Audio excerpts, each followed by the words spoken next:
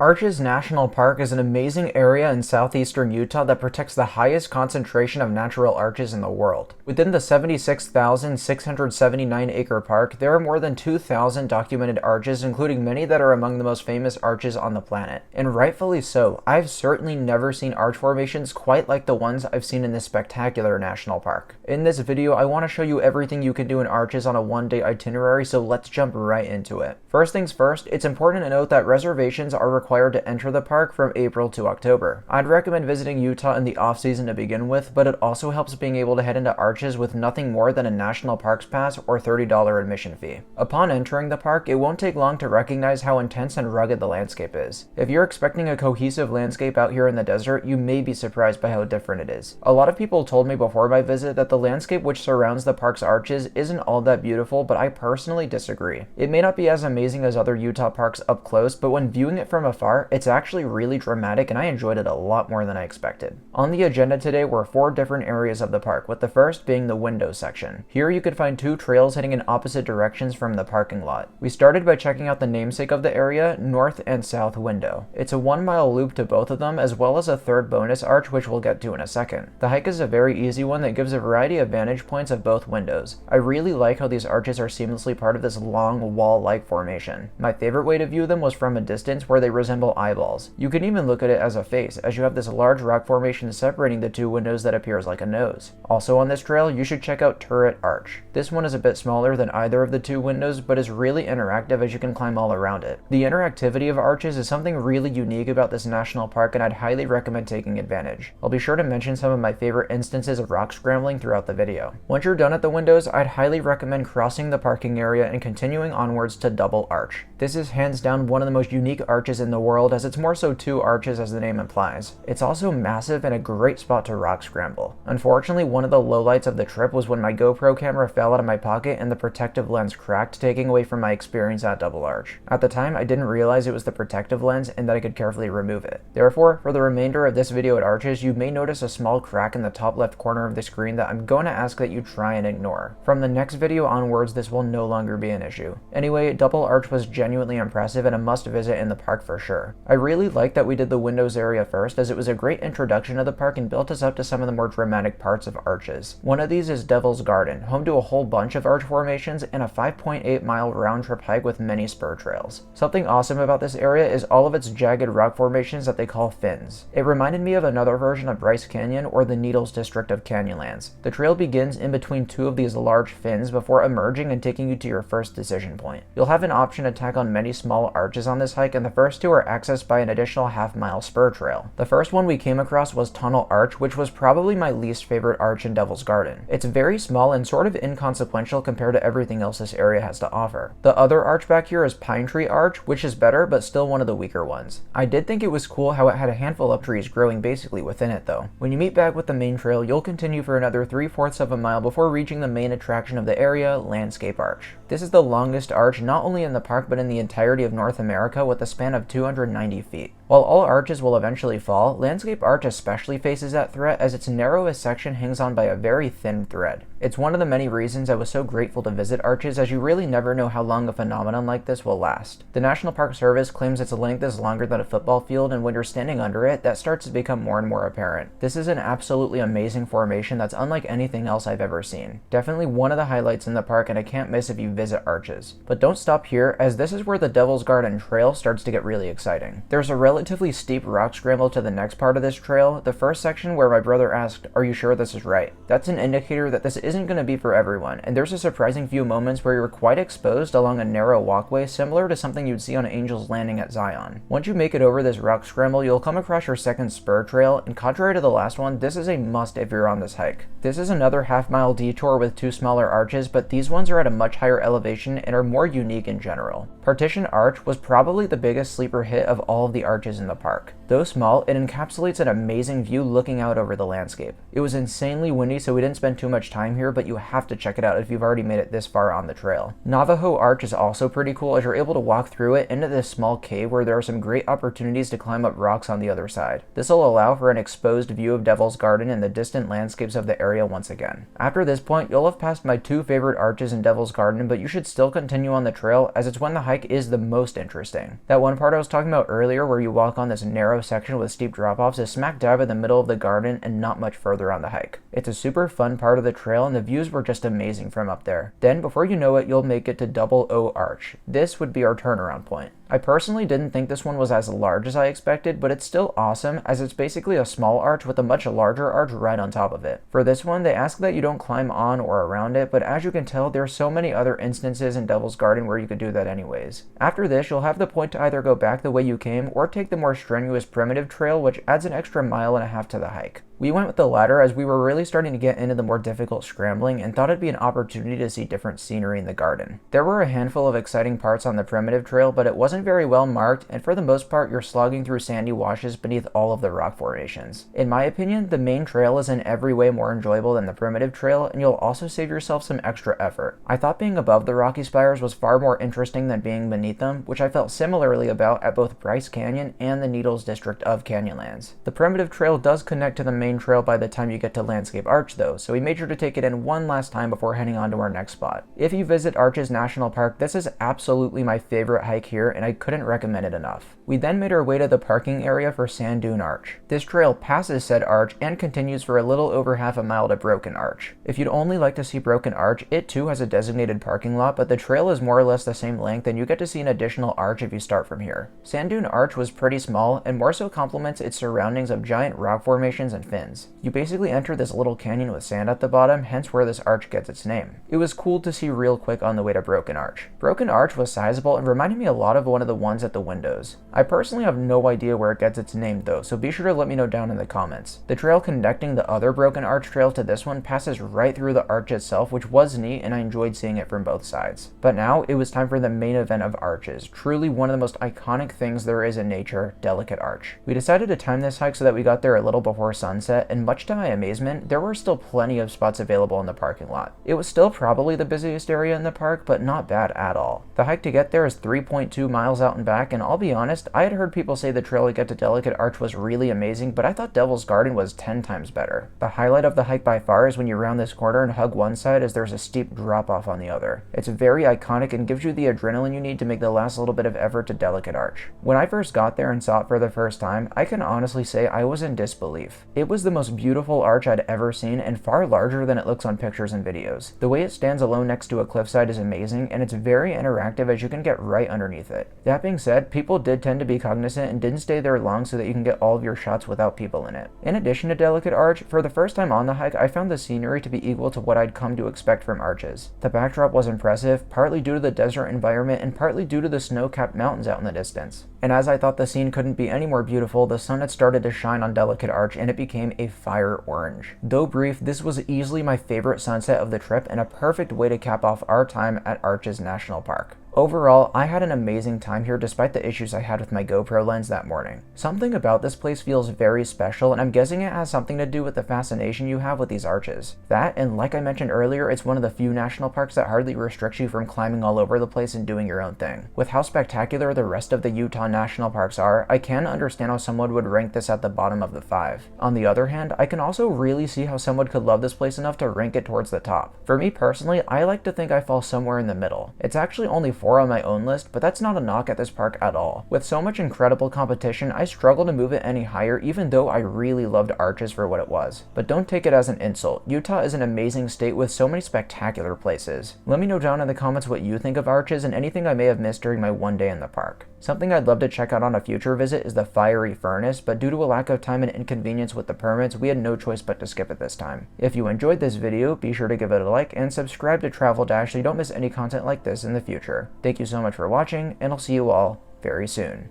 Bye guys.